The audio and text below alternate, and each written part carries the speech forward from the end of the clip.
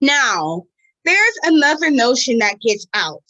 It's around everywhere. It's in the South, it's in the North, it's in California, and all over our nation.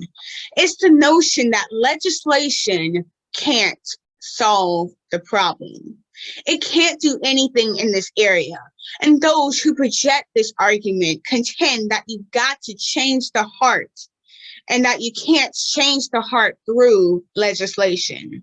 Now, I would be the first one to say that there is a real need for a lot of heart changing in our country. I believe in changing the heart.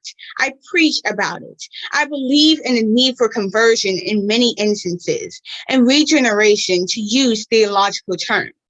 And I will be the first to say that if the race problem in America is to be solved, the white person must treat the Negro right, not merely because the law says it, but because it's natural, because it's right, and because the Negro is his brother. And so I realized that if we are to have a truly integrated society, men and women will have to rise to the majestic heights of being obedient to the unenforceable. But after saying this, let me say another thing which gives the other side. And that is that although it may be true that morality cannot be legislated, behavior can be regulated. Even though it may be true that the law cannot change the heart, it can restrain the heartless.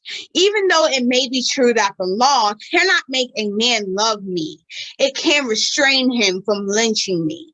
And I think that's pretty important also. And so, while the law may not change the hearts of men, it can and it does change the habits of men.